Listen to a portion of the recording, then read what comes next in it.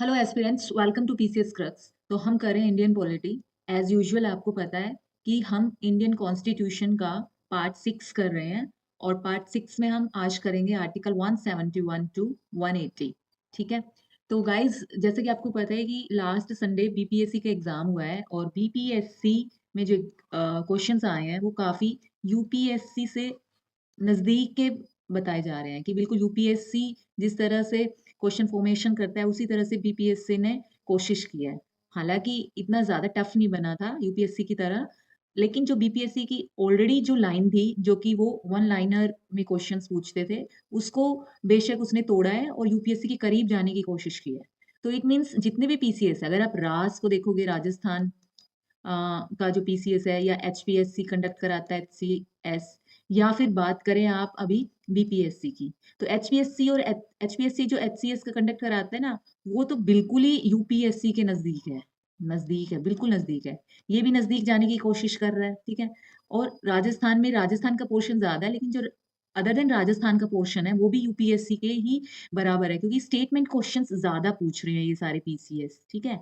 तो आपको ध्यान देना है कि स्टेटमेंट्स क्वेश्चंस जब बनते हैं तो दोनों चीजें जरूरत होती है, कॉन्सेप्ट की भी और फैक्ट्स की भी। तो आप अब इसको इतना इजी मत समझना कि प्री निकालना बहुत आसान है। अब प्री निकालना बहुत मुश्किल है, वैसे भी बहुत ज्यादा टफ होते जा रहे हैं एग्जाम, क्योंकि जो गवर्नमेंट जॉब्स है ना वो बहुत कम हो गई हैं।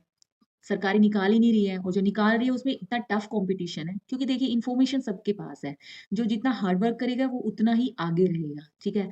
तो हम बात करते हैं पॉलिटी की। तो पॉलिटी से रिलेटेड जितने भी क्वेश्चंस आपके बनते हैं वो आप थोरोली जब तक नहीं पढ़ोगे, लॉजिक भी तभी लगेंगे जब आपको कॉन्सेप्ट क्लियर होंगे। तो कॉन्सेप्ट आपको समझने के लिए जरूरी होगा कि आप टॉपिक को अच्छे से कवर करें। ठीक है। तो मेरी क्लासेस में मैं ये एश्योरिटी दिला सकती हूँ आपको कि मैं आर्टिकल वाइज आपको कॉन्स्टिट्यूशन करा रही हूँ, और उसके अंदर जितनी भी एक्स्ट्रा फैक्ट्स की जरूरत है या एक्स्ट्रा इन्फॉर्मेशन की जरूरत है वो भी मैं आपको प्रोवाइड करा रही हूँ।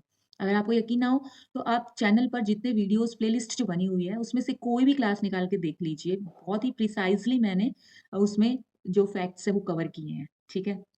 तो चलिए, अब हथकंगन को वो एक है ना, पढ़े लिखे को फारसी क्या और हथकंगन को आरसी क्या, यानी कि आपके सामने है सब कुछ, आप सब देख सकते हो, मुझे बताने की जरूरत नहीं है। तो आप कोई भी क्लास उठाकर टेस्ट ले सकते हो मेरा। ठीक है। वैसे मैं बता देती हूँ, मैं नेट क्वालिफाइड हूँ पॉलिटिकल साइंस में। ठीक है। और 2 बार सब्जेक्टिव पोर्शन होता था ना पहले, याद है आपको? पहले सब्जेक्टिव होते थे 2012 से पहले, तो वो भी मैंने दिया है। और ऑब्जेक्टिव भी दिया है मैंने 2019 में। तो मुझे दोनों मेरे क्लियर है। ठीक है। तो अब बात करते हैं आर्टिकल 171 की। वैसे मैं और बता देती हूँ थोड़ा सा, जो आप, मैं ये इसलिए बता रही हूँ, इसलिए नहीं कि मुझे शो ऑफ करना है, इसलिए बता रही हूँ कि आप लोगों को ट्रस्ट हो जाए। मैं डीयू से ही यूजी और पीजी हूँ, और वो भी रेगुलर। ठीक है। कॉलेज मेरा मैत्री था। ठीक है। और टॉपर रही हूँ मैं अपने सब्जेक्ट में। ठीक है। तो आप मुझ पे भरोसा कर सकते हो। अगर पॉलिटिकल साइंस से रिलेटेड ही अगर आपको चाहिए स्टफ, तो वो पूरा का पूरा मैं प्रोवाइड करा सकती हूँ, अगर आपका ऑप्शनल सब्जेक्ट है तो। बहुत अच्छी पकड़ है मेरी सब्जेक्ट पर अभी फिलहाल मैं पॉलिटी ही कवर कर रही हूँ, क्योंकि मैं ऑलरेडी एक गवर्नमेंट जॉब में हूँ, टीचर हूँ मैं।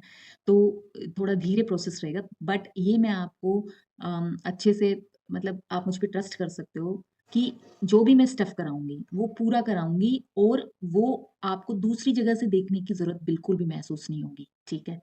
तो चलिए स्टार्ट करते हैं। आज अपनी पढ़ाई कुछ ज्यादा ही हो गई है।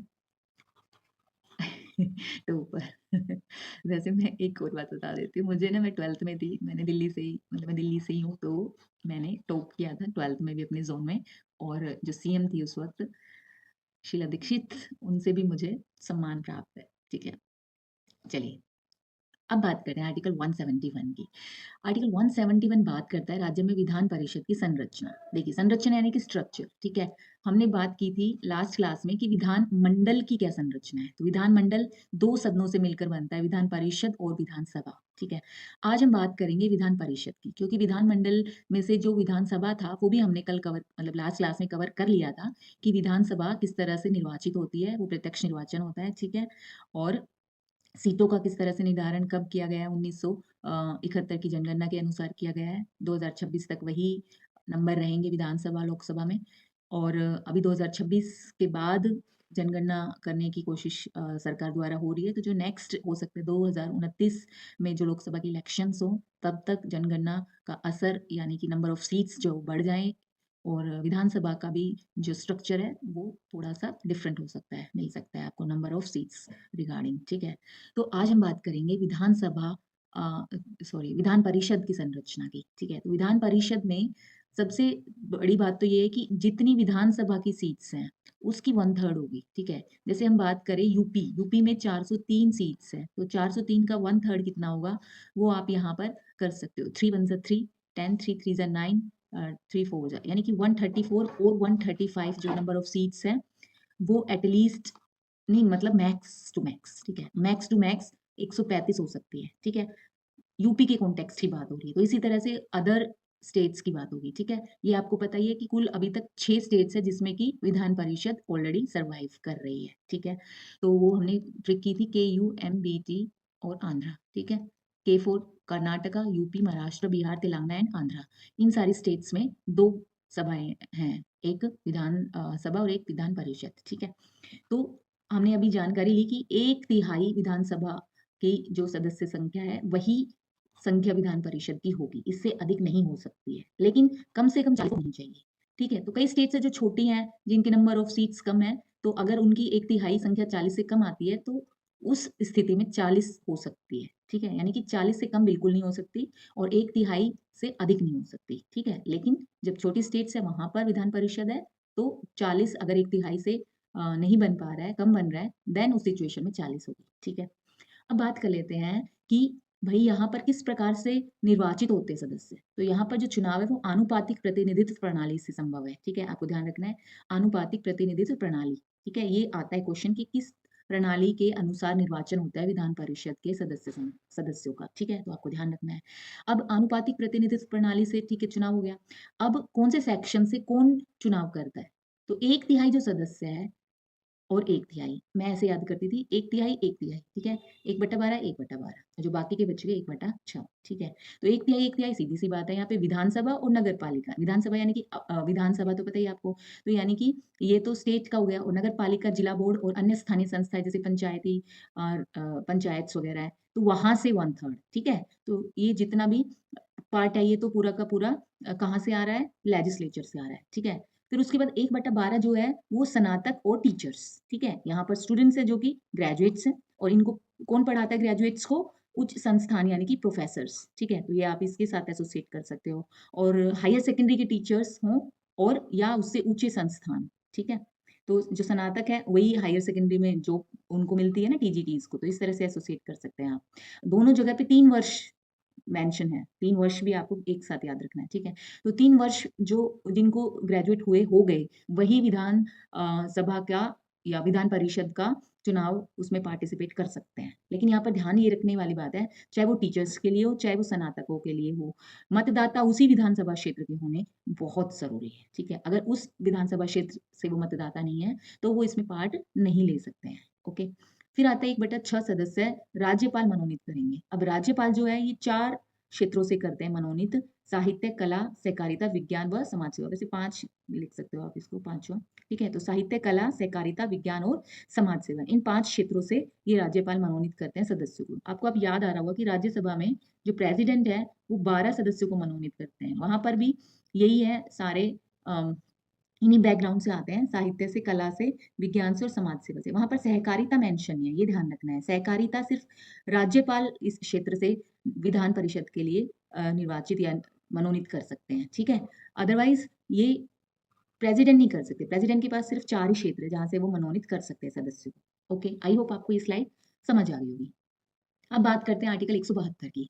आर्टिकल 172 बात करता है विधानसभा के कार्यकाल की, ठीक है? अब यहाँ पे विधानसभा के कार्यकाल की बात हो रही है और राज्य विधान परिषद की भी, ठीक है? तो विधानसभा का कार्यकाल जो है वो 172 आर्टिकल के अंतर्गत आता है और राज्य विधान परिषद का भी आर्टिकल 172 के अंतर्गत आता है, दोनों का ही। क्योंकि ये जो अवधि है, ये आर्टिकल 172 में विधानमंडल की अवधि की बात हो रही है यहाँ पे। तो विधानमंडल में दोनों ही सभा है, विधानसभा भी और विधान परिषद भी, ठीक है? तो इनके जो कार्यकाल है, विधानसभा का तो आपको पता ही है कि जब पहली बैठक होती है, यानी कि चुनाव हुआ, ठीक है? चुनाव जिस दिन हुआ वो जिस दिन रिज़ल्ट हुआ वो वाला डेट नहीं माना जाएगा, वो वाली डेट नहीं है रिज़ल्ट डेट, बल्कि जो पहली बैठक है, मान लो रिज़ल्ट आया, अभी अगर हम दिल्ली की बात करें तो रिज़ल्ट आया मान लो 12 फरवरी, हालाँकि मुझे डेट एग्ज़ैक्ट याद नहीं है, 12 फरवरी है और जो पहली बैठक है वो मान लो 3 मार्च को शुरू हुई है, ठीक है?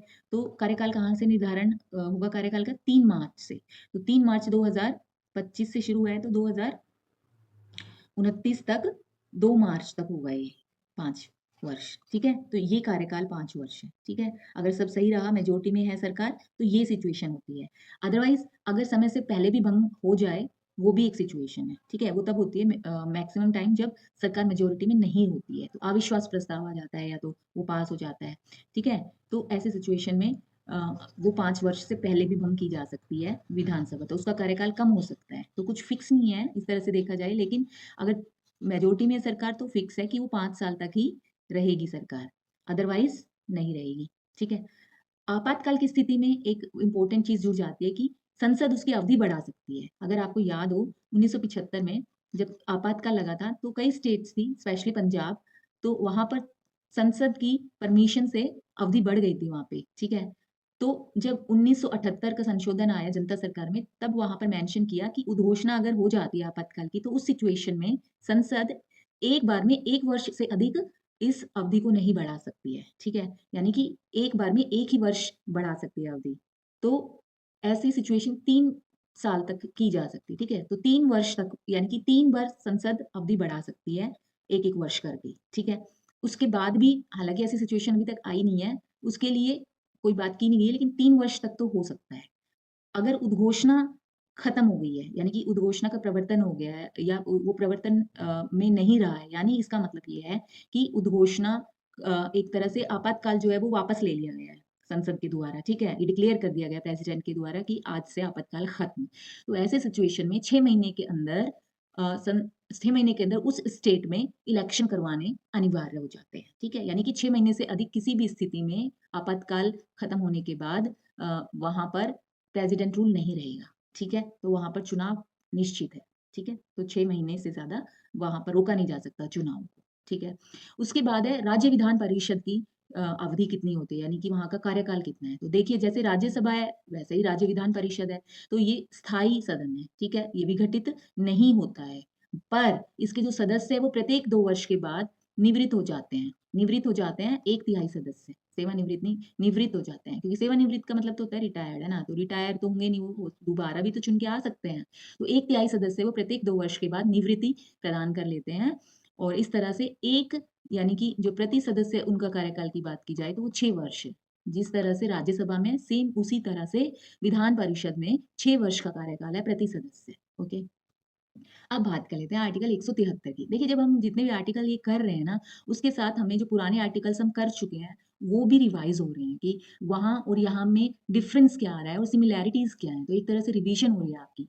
तो जब आप पॉलिटी को पढ़ते हो ना, तो बहुत इंटरेस्टिंग हो जाती है इस तरह से, है ना? तो आप इसको बोरियत की तरह से मैंने देखा है कि कुछ लोग ना स्टार्टिंग से क्या करेंगे, पहले ये पढ़ लेंगे कि भई कितने इसमें अनुच्छेद हैं, जैसे कि 395, कितने इसके भाग हैं, 22 भाग हैं, कितनी इसमें अनुसूचियाँ हैं, 12 अनुसूचियाँ हैं। ठीक है? तो ये इस पे फ़ोकस रहता है ज़्यादा से ज़्यादा और कौन से आर्टिकल कौन से भाग में है, उसको रट लेंगे। रटने की बिल्कुल भी ज़रूरत नहीं है। आप आर्टिकल वाइज़ पढ़कर देखो, आपको याद भी हो जाएँगे और आपको इंटरेस्ट भी आएगा कि ऐसी सिचुएशन ऐसा क्यों है? लॉजिक आपके दिमाग में डेवलप होने शुरू हो जाएँगे और जब आप इस तरह से पढ़ोगे तो ये आप लंबे रेस के घोड़े बन जाओगे। अदरवाइज़ आप भूल जाओगे कुछ दिनों के बाद ये सारी चीज़ें, कब क्या-क्या कितना था। तो अब बात करते हैं आर्टिकल 173 की। तो आर्टिकल 173 है, वो जो विधानमंडल के जो सदस्य चुने गए हैं, ठीक है? तो चुनने से पहले एक योग्यता का निर्धारण किया जाता है। तो वो क्या योग्यताएँ होंगी? तो मेन-मेन जो योग्यताएँ हैं, वो ये हैं कि विधानसभा का अगर सदस्य चुनना है, ठीक है? तो उसमें क्या योग्यताएँ होनी चाहिए? एक तो भारत का नागरिक होना चाहिए और भारत का नागरिक होने के पहले जब वो उम्मीदवारी करता है, तो उम्मीदवारी के लिए उसको शपथ लेनी पड़ती है, जो कि तीसरी अनुसूची में मेंशन है, ठीक है? ये शपथ जो है वो उम्मीदवारी यानी जब नॉमिनेशन होता है चुनाव के लिए कि भई मुझे उम्मीदवार बनना है फला-फला सीट के लिए, तब उनको तीसरी अनुसूची में जो ऑलरेडी मेंशन्ड शपथ है वो लेनी पड़ती है, ठीक है? वो आरओ या रिटर्निंग ऑफिसर जो होते हैं उनके सामने, ठीक है? तो आपने देखा होगा रिटर्निंग ऑफिसर्स होते हैं स्पेशली डीएम होंगे या एसडीएम होंगे, ठीक है? उनके समक्ष उम्मीदवार जो है वो जो 3rd अनुसूची में ऑलरेडी निर्धारित है शपथ उसको लेते हैं, ठीक है? बिल्कुल सेम यहाँ पर भी है, ये भारत का नागरिक, ठीक है? शपथ भी वही 3rd अनुसूची वाली, ठीक है? अब यहाँ पे जो डिफरेंस है ना दोनों में वो ये है कि यहाँ पर मिनिमम जो यानी कि जो न्यूनतम आयु है वो 25 वर्ष है विधानसभा का सदस्य बनने के लिए, जबकि यहाँ विधान परिषद का सदस्य बनने के लिए न्यूनतम आयु 30 वर्ष को रखा गया है, ठीक है? इसके अलावा एक अलग भी योग्यताओं का निर्धारण करती है संसद। संसद कई कानूनों को पास करती है कि भई ये ज़रूरी है किसी भी सदस्य को बनने के लिए, तो टाइमली वो करती रहती है, चेंज भी करती है और उसमें एडिशन भी करती है। तो संसद द्वारा बनाए गए कानून के अंतर्गत जो निर्धारित योग्यताएँ हैं, वो भी इसके अंदर कवर होती है, यहाँ पर भी, ठीक है? तो अगर मैं एग्ज़ाम्पल दूँ तो अभी आपने सुना होगा एक लिली थॉमस केस था, ठीक है? उसमें क्या था कि अभी जो हमारे राहुल गांधी जी अपोजिशन जो एलओपी है लीडर ऑफ अपोजिशन उनकी जो सदस्य थी वो रद्द हो गई थी पिछले इलेक्शन में ना वो उनको आपको वो याद होगा जब उनको बेघर किया गया था ना उस सिचुएशन में वो क्लिप आपको याद होगी तो वहां से आप इसको एसोसिएट कर सकते हैं कि उनको जो लोकसभा के जो सदस्य थे उनकी सदस्यता चली गई थी क्योंकि वहां पर किसी कोर्ट ने उनको 2 वर्ष की सजा 2 वर्ष से ज्यादा अगर सजा हो जाती है तो लोकसभा की जो सीट है वो खत्म हो जाती है, ठीक है? वो सदस्य नहीं रहता सांसद, ठीक है? यानी वो सांसद नहीं रहता फिर। तो ये जो भई लेकर आए हैं, ये एक तरह से संसद का कानून था, ठीक है? संसद ही कानून लेकर आई है भाई। उस वक़्त जो सबसे पहले जिसकी सदस्यता गई थी वो यूपी के एक मिनिस्टर थे, ठीक है? आज़म खान, उनकी गई थी सबसे पहले इसी रूल से। तो कहने का मतलब ये है कि संसद द्वारा बनाए गए कानून भी इसके अंतर्गत आएँगे क्योंकि ये सारी चीज़ें जितने भी कानून बनाए गए हैं, वो संविधान में मेंशन नहीं है। संविधान में योग्यताओं के लिए सिर्फ़ ये 3 चीज़ें मेंशन्ड है। उसके अलावा संसद अपनी मर्ज़ी से कुछ कानून बना सकती है, योग्यता का निर्धारण करने के लिए। आई होप आपको समझ आए। अब बात करते हैं आर्टिकल 174 की। आर्टिकल 174 राज्यपाल को राज्य विधानमंडल में जो अधिकार है, उसकी बात करता है कि कौन-कौन से अधिकार दिए गए हैं राज्यपाल को राज्य विधानमंडल में। ये तीनों मेन है, ये याद रखना है आर्टिकल 174 तो आप इसको याद रख सकते हो कि 3 अधिकार दिए गए हैं। 7 माइनस 4 इज़ इक्वल टू 3 ठीक है? 174 में सबसे पहला अधिकार दिया है कि वो सदन को बुला सकते हैं, यानी कि सदन को आउट करना। दोनों सदनों को या विधानमंडल को भी आउट करना कह सकते हैं, जहाँ पर एक ही सदन है तो विधानसभा को आउट करना, ठीक है? आउट करने का मतलब है स्टार्ट करना। तो सदन को बुलाना, ठीक है? तो ये अधिकार है राज्यपाल को। दूसरा है सत्रावसान, यानी कि सत्र को खत्म करना, समाप्त करना सेशन को। जो सेशंस चल रहे होते हैं, देखिए जब कोई भी सेशन हो, जैसे कि अगर हम बात करें कि भई बजट सेशन है, यहाँ से उस उन्होंने आउट किया, ठीक है? किन्होंने? गवर्नर ने। और यहाँ पे खत्म हो गया अब session, budget session budget session है। तो यहाँ पर वो खत्म हो गया तो गवर्नर ने क्या किया? खत्म कर दिया। सत्रावसान का मतलब होता है समाप्त, ठीक है? तो समाप्त हो गया यहाँ पे। यहाँ पे क्या हुआ? आउट मतलब शुरू, ठीक है? अब जो बीच का जो पोर्शन है, वो किसके लिए है? वो स्पीकर के लिए है। यानी कि शुरू तो हो गया, बैठक बुला दी, अब बैठ गए हैं सारे। अब इनको मैनेज करना किसका काम है? स्पीकर का। यानी कि जब ये बात नहीं मानेंगे तो क्या करेंगे? स्थगित करेंगे सदन को। तो स्थगन का किसका अधिकार है? स्पीकर का। तो इसमें बच्चे जो कन्फ्यूजन जो पैदा करते हैं ना दिमाग में, वो यही होता है, उनको समझ में नहीं आता। या तो वर्ड समझ में नहीं आते, वो समझना नहीं चाहते, सिचुएशन को बस रट लेते हैं। तो ये यहाँ पर अगर आप करोगे तो आप भी कन्फ्यूज़ रहेंगे। तो आपको ध्यान रखना है कि शुरू करना और खत्म करना गवर्नर का काम है।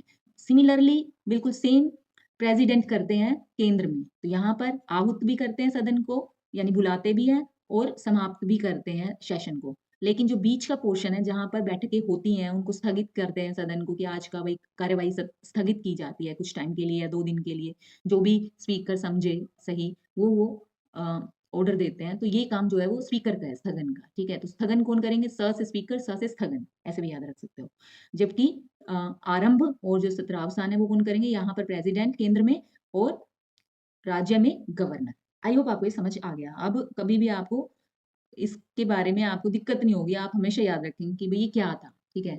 अब जो तीसरा अधिकार है राज्यपाल को वो है विघटन का। ये भई स्वविवेक का अधिकार है, यानी कि अपना दिमाग यूज़ करेंगे, अपना विवेक यूज़ करेंगे गवर्नर, उनकी मर्ज़ी होगी जब भी वो या तो सदन को भंग कर सकते हैं, ठीक है? तो या तो भंग कर देंगे विधानसभा को या फिर वो सरकार के अगर उनको लगे कि काम-काज में व्यवधान है, कुछ प्रॉब्लम हो रही है, तो भी वो अपने विवेक का प्रयोग करके वहाँ पर राष्ट्रपति शासन के लिए रिकमेंड कर सकते हैं, यानी कि सिफ़ारिश कर सकते हैं, राष्ट्रपति शासन के लिए। राष्ट्रपति शासन के लिए भेज सकते हैं। विधानसभा को भंग भी कर सकते हैं और भंग करे बिना भी वो सरकार के काम से अगर संतुष्ट नहीं है तो रिकमेंड कर सकते हैं राष्ट्रपति शासन के लिए। ठीक है, ये आई होप आपको समझ आ गया। तो यहाँ पर याद रखने वाली बात वो ये है कि जितनी भी शक्तियां हैं, ठीक है, जितनी भी ये जो दो स्टार्टिंग की शक्तियां हैं या इससे अलावा भी कोई शक्ति है, अगर हम विवेकाधीन शक्तियों को छोड़ दें तो ये सारी शक्तियों का प्रयोग राज्यपाल मंत्री परिषद की सलाह पर ही करते हैं। इसके अलावा वो अपना दिमाग नहीं लगाते हैं यहाँ। वो अपना दिमाग कहाँ लगाएंगे? जो उनको संविधान ने विवेकाधीन शक्तियां दी है, ठीक है, विवेकाधीन शक्तियां दी है। ओके, तो विवेकाधिकार का प्रयोग वो क्या करेंगे? बहुमत ना होने पर भंग कर देंगे या कामकाज से संतुष्ट नहीं है तो वो राष्ट्रपति शासन लगा देंगे वहां पर। ठीक है, अब बात होती है आर्टिकल 175 की। आर्टिकल 175 जो है वो राज्यपाल को संबोधित करने का अधिकार देता है कि वो विधानमंडल को संबोधन कर सके, संबोधित कर सके। और इसके अंतर्गत उनको अधिकार है अभिभाषण का अधिकार, यानी कि वो बुलाकर अपना संदेश देने के लिए भी अभिभाषण, कोई भी प्रॉब्लम है उसको सोल्व करने के लिए एक साथ वो बुला सकते हैं सदन की बैठक को और वहां पर अभिभाषित कर सकते हैं कि भाई ये जो प्रॉब्लम हो रही है इसका सोल्यूशन क्या होना चाहिए, विचार कर लो आपस में, 1 to 1 बात कर लो। जो सदस्य, भाई ये देखो ये सदन है, ठीक है, यहाँ पर आपके गवर्नर बैठकर इनको बुलाते हैं, अभिभाषण देने देते हैं इनको। अब किसी भी लंबित विधेयक पर बातचीत के लिए भी बिठा सकते हैं यहाँ, ठीक है। अगर आपको ज्वाइंट सिटिंग याद आ रही होगी, है ना, तो ज्वाइंट सिटिंग नहीं है हालांकि ये, पर उसी तरह का स्ट्रक्चर होता है अभिभाषण का कि उनको बिठाकर लंबित विधेयक जो है उन पे संदेश दे सकते हैं, तत्काल विचार के लिए बोल सकते हैं, 1 to 1 इनसे बातचीत करा सकते हैं, वही दोनों सदन एक साथ आ गए हैं, ठीक है। या अकेला सदन है तो भी आपस में मंत्रीगण और जो सदस्यगण है उनके बीच में बातचीत या मिसकम्युनिकेशन है या कोई भी इश्यू है वो उसको सोल्व कर ले, रिसोल्व हो जाए वो प्रॉब्लम। तो ये ध्येय रहता है यहाँ पर, ठीक है। तो यानी एक तरह से ये संचार की कड़ी है विधानमंडल और राज्यपाल के बीच, कार्यपालिका और विधायिका के बीच भी एक संतुलन का काम करता है अभिभाषण, ठीक है, संबोधन यानी कि, ठीक है। अब बात आती है आर्टिकल 176। देखिए 175 में तो ये देखा कि अभिभाषण का अधिकार है, यानी कि उनको बुलाने का अधिकार राज्यपाल को है।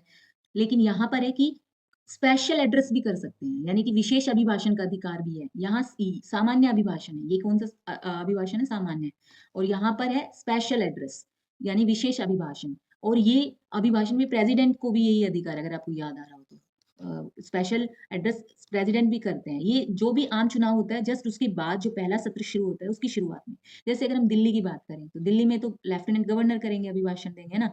तो दिल्ली की बात करें तो आम चुनाव जैसे कि फरवरी में हुए, ठीक है, तो पहली बैठक मान लो मार्च में हुई है, तो जो इसका सत्र मार्च में जो पहला सत्र बैठा यानी कि बजट बैठेगा पहले, तो यहाँ पर जो है जस्ट बाद तो यहाँ मार्च में ही, तो ये तो थैंक यू वाला हो गया है ना, थैंक यू देते हैं। जैसे राष्ट्रपति ने भी 2000 अभी 25 में जो लोकसभा के चुनाव हुए थे, 2024 में सॉरी, तो वहां पर थैंक यू के लिए दोनों सदनों को बुलाते हैं, अभिभाषण देते हैं, ठीक है। तो वो होती है पहली बैठक, ठीक है, पहला अभिभाषण, विशेष अभिभाषण के अंतर्गत आता है वो। दूसरा जो पहला जो सत्र होगा प्रत्येक वर्ष का, जैसे कि बजट सेशन होता है, ठीक है, बजट सेशन में सबसे पहला जो अभिभाषण होता है वो भी प्रेसिडेंट या गवर्नर का होगा, ठीक है। तो पहला सत्र मोस्टली बजट होता है, तो इसलिए बजट मैंने यहाँ पे मेंशन कर दिया, लेकिन आप लोगों को ध्यान रखना पहला सत्र, ठीक है। उसके बाद है उद्देश्य क्या है इस अभिभाषण या स्पेशल एड्रेस का? वो ये कि देखिए, एक तो साल में पहली बार वो बजट होता है, तो ज्यादातर तो बजट में क्या होता है, पूरे साल में एक तरह से विजन प्रस्तुत करती है सरकार राष्ट्रपति या गवर्नर के थ्रू, ठीक है। एक तो ये ध्येय रहता है कि सरकार अपनी नीतियां बताती है, रिवील करती है अपनी योजनाएं, उपलब्धियों का बखान करती है। तो ये सारी चीजें कौन करेंगे? ये प्रेसिडेंट या गवर्नर ही करेंगे ना सरकार के लिए, वो उनके थ्रू बुलवाएंगे। तो ये उनका उद्देश्य होता है अभिभाषण का। दूसरा कि जैसे ही आम चुनाव होते हैं उसके बाद खुश होते हैं, पार्टी जो नई सरकार बनती है वो खुश होते हैं, तो वो राष्ट्रपति या गवर्नर के थ्रू ये कम्युनिकेट करते हैं अपने देश को, अपने राज्य को, कि वो जीत कर आए हैं, उनका ध्येय क्या है, वो क्या करने वाले हैं आगामी 5 वर्षों में, ठीक है। अब बात करते हैं आर्टिकल 177 की। 177 जो आर्टिकल है वो बात करते हैं कि मंत्री और जो राज्य के महाअधिवक्ता है, तो महाअधिवक्ता से आपको अटॉर्नी जनरल याद आ जाना चाहिए। अटॉर्नी जनरल जो है वो आर्टिकल 76 आपको याद आना चाहिए, ठीक है। तो अटॉर्नी जनरल जो है आर्टिकल 76 में, और जो मंत्रीगण हैं वो जब राज्य अगर हम यहाँ की बात करें तो महाधिवक्ता करेंगे, यहाँ पे अटॉर्नी जनरल नहीं, ठीक है। तो मंत्री और जो राज्य के महाधिवक्ता है उनको अधिकार देता है आर्टिकल 177 कि वो विधानमंडल के दोनों सदनों में, विधानमंडल यानी कि दोनों सदनों में वो बोल भी सकते हैं और वहां की जो कार्रवाई होगी उसमें भाग भी ले सकते हैं, ठीक है। लेकिन वो मतदान नहीं कर सकते हर जगह। तो देखिए यहाँ पर मान लो विधानसभा है और ये है विधान परिषद, ठीक है। मंत्री यहाँ से भी बन सकता है, यहाँ से भी बन सकता है। अब यहाँ से मंत्री विधानसभा से बने मान लो 8 और विधान परिषद से जो मंत्री बने 2, ठीक है? अब यहाँ पर विधानसभा में चर्चा चल रही है किसी बिल पर, ठीक है? या किसी विषय पर। तो यहाँ पर जो मंत्री है, जिस विषय पर यहाँ हो रही है, तो उसका जो मंत्री है, मान लो पर्यावरण का मंत्री इधर है, तो पर्यावरण पर चर्चा चल रही है, तो वो मंत्री यहाँ से यहाँ आएगा ना, चर्चा करने के लिए पर्यावरण की, बताने के लिए कि भाई क्या-क्या हम कोशिश कर रहे हैं पर्यावरण या क्लाइमेट चेंज के बारे में जो प्रयास है या जो हमने आगे एक तरह से ब्लूप्रिंट बनाया है इससे बचने के लिए, इसमें सावधानियाँ बरतने के लिए, ठीक है? तो उसका जो डिस्कशन है, कितना बजट पेश हुआ है और उस बजट को किस तरह से काम किया गया है, वो सारी चीज़ें जो पर्यावरण मंत्री है, वो यहाँ आकर ही बताएँगे, है ना? तो यानी कि यहाँ बोलने का अधिकार तो हो गया उनको, ठीक है? लेकिन अगर उस बिल पर यहाँ मतदान होता है, तो उस सिचुएशन में ये मंत्री यहाँ क्या नहीं कर पाएँगे, मतदान नहीं कर पाएँगे। मतदान वो अपने ही सदन में करेंगे जहाँ से वो सदस्य हैं। यानी कि कहीं पर भी अगर मतदान करना है तो उस संस्था का या उस सदन का सदस्य होना अनिवार्य है, ठीक है? सेम जब विधानसभा से जो मंत्री है, वो विधान परिषद में जाके बोलेंगे किसी मुद्दे पर, किसी बिल पर, तो वो भी वहाँ मतदान नहीं कर पाएँगे, लेकिन उनको बोलने का अधिकार है, कार्यवाही में भाग लेने का भी अधिकार है। लेकिन मतदान विधानसभा में आकर ही कर सकते हैं वो, ठीक है? आई होप आपको ये समझ आ गया। यानी मतदान वहीं पर ही पॉसिबल है जहाँ के वो सदस्य हैं।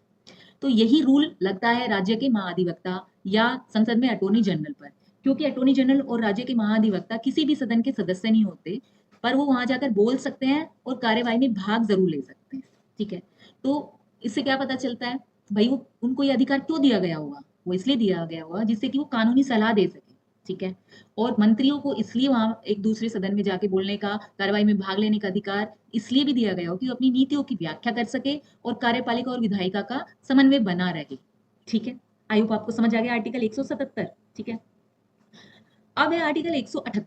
आर्टिकल 178 बात करता है अध्यक्ष और उपाध्यक्ष के जो वैकेंसी हो जाती है उनकी सीट्स की, तो सीट्स की जो वैकेंसी है उस संदर्भ में उस वक्त क्या पोजीशन लेगा गवर्नर, ठीक है?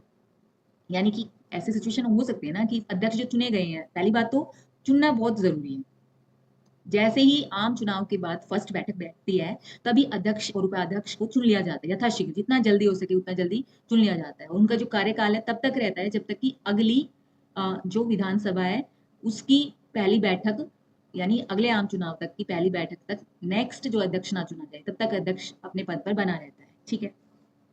अब आर्टिकल लेकिन 178 बात करता है कि खाली अगर हो गई है सीट, अध्यक्ष नहीं है तो उपाध्यक्ष उनका कार्यभार संभालेगा।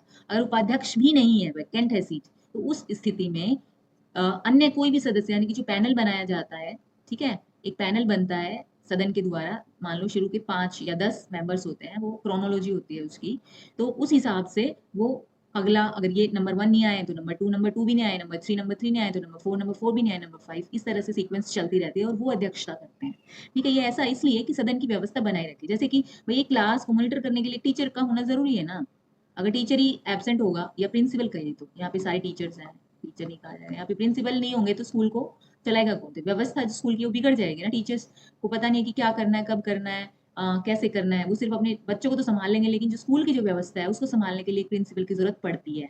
सेम यहाँ पर अध्यक्ष की ज़रूरत पड़ती है, ठीक है? तो व्यवस्था को बनाए रखने के लिए आर्टिकल 178 में मेंशन है कि अगर अध्यक्ष, उपाध्यक्ष नहीं अपनी सीट पर, तो उस सिचुएशन में कैसे अन्य सदस्य का चुनाव होना ज़रूरी है, ठीक है?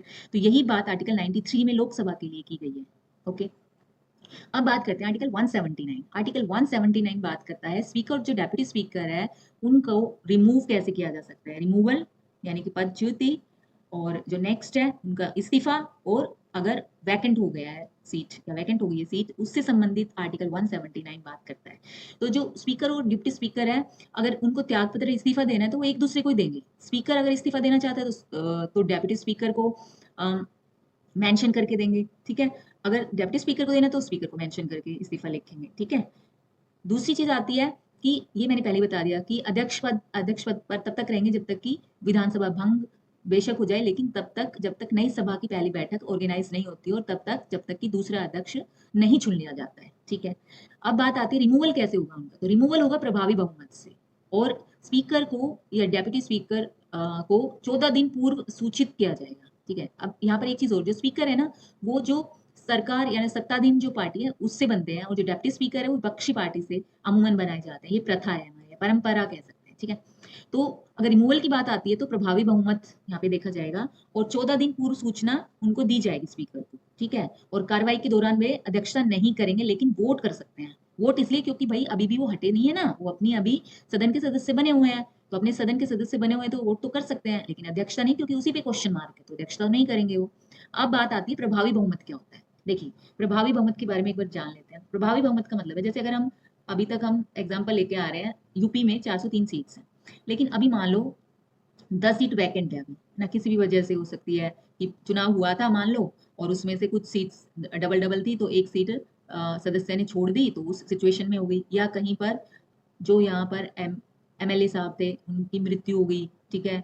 या फिर वो उन्होंने किसी अन्य वजह से इस्तीफा दे दिया, वो किसी और राज्यसभा के सदस्य बन गए, उस सिचुएशन में भी मतलब कई सिचुएशन हो सकती है, अपनी मर्जी से छोड़ दिया, इस्तीफा दे दिया, तो 10 सीट मान लो वैकेंट है। तो अब सीट्स कितनी बची? 393 पर, ठीक है।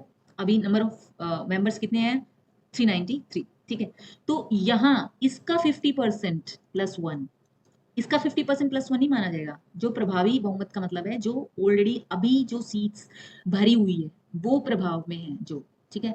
तो उसका 50% प्लस वन है। अगर इस संख्या से संकल्प पारित हो जाता है, यानी कि जो बिल है वो पारित हो जाता है अगेंस्ट स्पीकर के, तभी वो माना जाएगा कि उनके अगेंस्ट बिल, यानी कि उनको भाई छोड़ना पड़ेगा क्योंकि उनके खिलाफ है मत, ठीक है।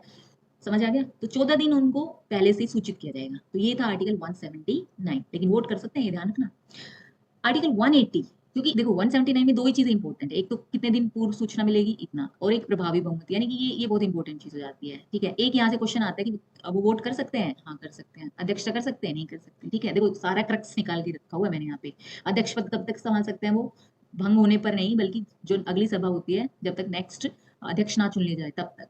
अच्छा, दूसरी चीज, ये मैंने ये लिखा हुआ नहीं है बेशक यहाँ पे, लेकिन मैंने आपको मेंशन किया। तो इस्तीफा देने की सिचुएशन में स्पीकर डेप्यूटी स्पीकर को देंगे और डेप्यूटी स्पीकर स्पीकर को देंगे, ठीक है। इसी तरह से वाइस प्रेसिडेंट और प्रेसिडेंट का भी है, तो वाइस प्रेसिडेंट प्रेसिडेंट को देते हैं अपना इस्तीफा, ठीक है। और प्रेसिडेंट को देना हो तो वाइस प्रेसिडेंट को संबोधित करके इस्तीफा लिखते हैं, ठीक है। तो देखिए साहब, जो भी मैं बार बार मैं बोल रही हूँ, ये सारे जितना भी यहाँ लिखा वो सारे उसी क्वेश्चन फॉर्मेट में आपको क्वेश्चंस मिलेंगे पीसीएस में, 100%। पॉलिटी से और कहीं से बाहर से आता ही नहीं है कुछ, ठीक है। तो मेरी ही क्लास से रहेगा, चाहे आप नेक्स्ट कोई भी पेपर हो या पहले के जो पेपर है मैच करके देख लीजिए। आर्टिकल 180 जो है वो बात करते हैं अध्यक्ष अगर अनुपस्थित है उस स्थिति में क्या होगा। उस स्थिति में उपाध्यक्ष लेंगे उस सीट को, या फिर अन्य को कार्यभार उनको मिल जाएगा, ठीक है।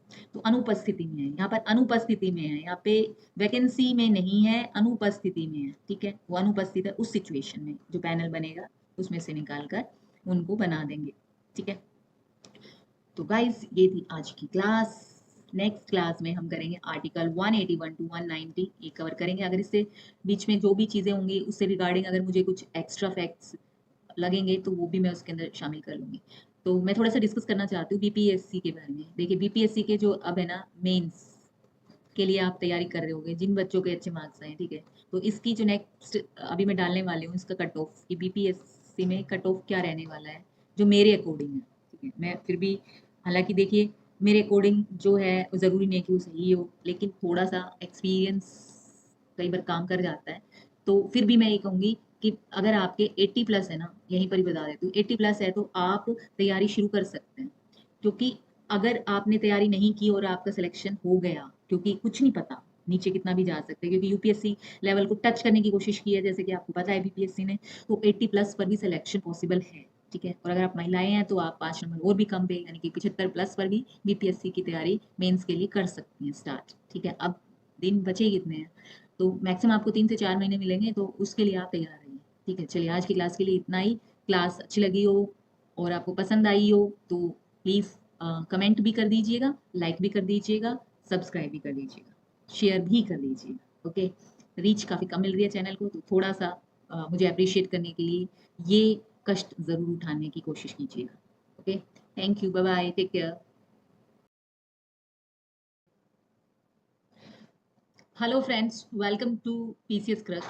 तो आज हम बात करेंगे जो 14 सितंबर 2025 को बीपीएससी का एग्जाम कंडक्ट हुआ था, ठीक है। बीपीएससी की कट ऑफ के बारे में आज हम बात करेंगे। जैसा कि आपको पता ही है कि 150 क्वेश्चंस आते हैं इसमें, ठीक है। और नेगेटिव मार्किंग भी है। ठीक है, अभी तक जो रीसेंट ट्रेंड रहा है वो रहा था कि क्वेश्चंस जो थे वन लाइनर्स होते थे, लेकिन जो अब की बार जो आया है, अब की बार, ठीक है, अब की बार वन लाइनर्स नहीं थे इतने। ठीक है, यहाँ अब की बार आपको यूपीएससी जैसे क्वेश्चंस, जैसे मैंने ये नहीं कहा बिल्कुल सिमिलर है, लेकिन जैसे यानी कि यहाँ तक पहुंचने की कोशिश की गई है, जैसे अगर आपने एचसीएस का दिया हो तो उस तरह से क्वेश्चंस यहाँ पे फॉर्मेशन की इन्होंने तैयारी या ये कह सकते कोशिश की है। तो इसीलिए टफर साइड है ये अब की बार, क्योंकि एक्सपेक्टेशंस क्या थी वन लाइनर की, बट वन लाइनर इतने थे नहीं। तो इसलिए क्वेश्चंस जो है वहां पर कॉन्सेप्ट क्लियर होना बहुत जरूरी है। इससे पहले क्या था कि वन लाइनर में आप लोगों को लगता होगा कि फैक्ट्स अगर आपको याद है तो याद है, ठीक है, तो आपने कर लिया कवर।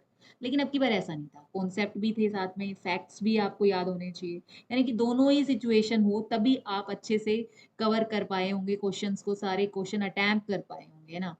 लेकिन अगर आपका कॉन्सेप्ट क्लियर नहीं है, सिर्फ फैक्ट्स फैक्ट्स की नॉलेज है, तो भी नहीं आपने क्वेश्चन किया होगा अटेम्प्ट।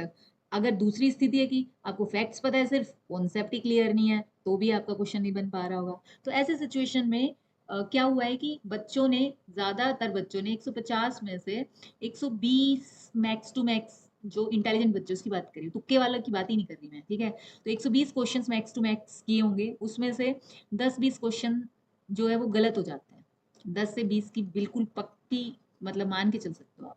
तो जब आप 1/4 जो है इसके, मान लो 20 क्वेश्चन है, ठीक है, 5 क्वेश्चन यहाँ पे कम हो गए, 20 इसमें से पहले से ही कम हो गए 100 में से, ठीक है, 100 में से फिर 5 यहाँ से गए, तो 95 उन बच्चों के आएंगे, 95 प्लस जो 120 अटेम्प्ट करके आए और उनके मैक्स टू मैक्स सही होने के चांसेस हैं तब।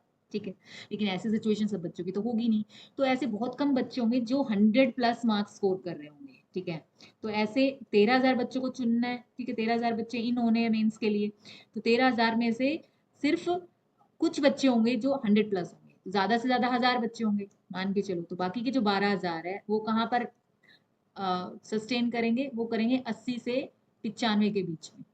ठीक है, तो 80 से 95 में, अब यहाँ पर 80 के आसपास की जो लाइन है ना वो काफी क्रूशियल हो जाती है, तो ये इसमें +5 होने के चांसेस है, या 80 तक ही रहने के चांसेस है। ठीक है, इससे कम तो नहीं जाएगी 80 से, ये डेफिनेट है, पर 80 +5 के बीच में झोल है, तो यहाँ पे हो सकती है। तो ज्यादातर बच्चे जो है यहाँ पर आएंगे, तो ये 12,000 बच्चे हैं, इनमें से 15, 16, 20,000 तक बच्चे 80 के आसपास घूमते हुए नजर आएंगे। अगर ये ज्यादा है तो 85 हो जाएगी आपकी कट ऑफ, 85 के आसपास, 82, 83, 84, 85। ठीक है, लेकिन अगर यहाँ कम है बच्चे, 15-20,000 से थोड़े से इधर उधर हो रहे हैं, तो 80 भी जा सकती है। तो कहने का मतलब ये है कि अगर आपके 80 प्लस मार्क्स हैं तो कट ऑफ आपके फेवर में जा सकती है। ठीक है, तो आपको तैयारी कर लेनी चाहिए मेंस की। तो हमारे चैनल पर तो, यानी कि मेरे चैनल पर तो आपको अभी फिलहाल तो पॉलिटी ही नजर आएगा, तो पॉलिटी की तैयारी आप यहाँ से कर सकते हो, अच्छे से कर सकते हो, सब्जेक्टिव आपका अच्छे से कवर हो सकता है यहाँ से। ठीक है, तो अगर आप रिलाई करना चाहते हो तो आप कुछ क्लासेस को देख सकते हो। ठीक है, अब पूरी अगर कट ऑफ की बात की जाए तो वो भी देख लेते हैं एक बार। देखिए, मेल और फीमेल का भी यहाँ पे चक्कर है बीपीएससी में। तो 70th जो हुई थी, यानी कि 70वीं जो बीपीएससी का जो एग्जाम है, उसमें कितनी कट ऑफ गई थी वो भी यहाँ पर मैंने कंपैरिजन के लिए रख दिया है। तो ये जो ब्लू है, ये मेन मैंने 4 इसीलिए रखे, इससे नीचे वाले तो आप कम कम करते जा सकते हैं, तो इनसे तो कम ही होंगी उनकी, है ना। तो अगर बात की जाए यूआर की, 70th में 91 थी और फीमेल की 81 थी, यानी कि 10 का डिफरेंस था। तो यहाँ पर भी 10 का डिफरेंस होने के फुल चांसेस है। हालांकि अब जो डिफरेंस होता है मेल फीमेल का थोड़ा सा कम होता जा रहा है हर एक पीसीएस में, तो यहाँ पर भी आप कम मान के चल सकते हो, 7-8 का भी हो सकता है, ये 10 का भी हो सकता है, लेकिन आप मैक्स टू मैक्स मान के चलो। तो इसलिए मैंने 85 रखा है कि ये सेफ स्कोर, बिल्कुल सेफ स्कोर, अगर आप 85 पर हैं तो बिल्कुल सेफ हो आप। ठीक है, 80 वाले भी यहाँ पर तैयारी कर लो। ठीक है, EWS 83 था और 73 फीमेल का था, मेल फीमेल में देखो 10 का डिफरेंस यहाँ पर भी है, तो अब की बार 77-68 का हो सकता है। ठीक है, तो ये जितने भी मैंने ग्रीन कलर से इंडिकेशन दिया है, ये बिल्कुल सेफ स्कोर्स है, ये मान के चल सकते हो आप। SC जो है वो पिछले 70th में 77.33 पर थे, और फीमेल जो थे वो 55 पर थे, यानी कि देखिए एससी में डिफरेंस मेल फीमेल का बहुत ज्यादा है, बहुत ज्यादा है, 15 के आसपास है। तो अभी भी 15 के आसपास मैंने मेंटेन किया, हालांकि ये कम हो सकता है, ये मैं बता रही हूँ ये कम हो सकता है, डिफरेंस कम हो सकता है, लेकिन कट ऑफ यही रहेगी। एसटी जो है उसमें 65.3 था, यहाँ पे देखिए यहाँ भी 65.3 है, यानी कि एसटी के जो मेल फीमेल है वो बिल्कुल टकाटक बिल्कुल टक्कर दे रहे हैं एक दूसरे को, ठीक है। तो यहाँ पर मैंने इसलिए इक्वल रखा है 60-60। लेकिन यहाँ पर देखिए आप 77 से ज्यादा आप इसमें 78 कर सकते हो, ठीक है। यहाँ पर आप ज्यादा से ज्यादा 69-70 कर सकते हो, ठीक है। यहाँ बिल्कुल सेफ हो, यहाँ बिल्कुल ही सेफ हो। लेकिन आप लोअर वर्जन पर जाओ, क्या पता 68 पे भी होता है, और अगर आपके 68 है और कुछ क्वेश्चंस भी डिलीट होंगे, कुछ क्वेश्चंस के आंसर्स भी चेंज होंगे, तो बहुत सारी चीजें होंगी। तो अभी आपका जो रो डाटा है, यानी कि रो स्कोर है, उस पर कॉन्सेंट्रेट करके आप जो ग्रीन लाइन है उसको देखिए और आप तैयारी कीजिए अपने बीपीएससी मेंस के लिए, ठीक है। चलिए आज के लिए इतना ही, मिलते हैं अगली क्लास में पॉलिटी की। तब तक के लिए टेक केयर, बाय बाय।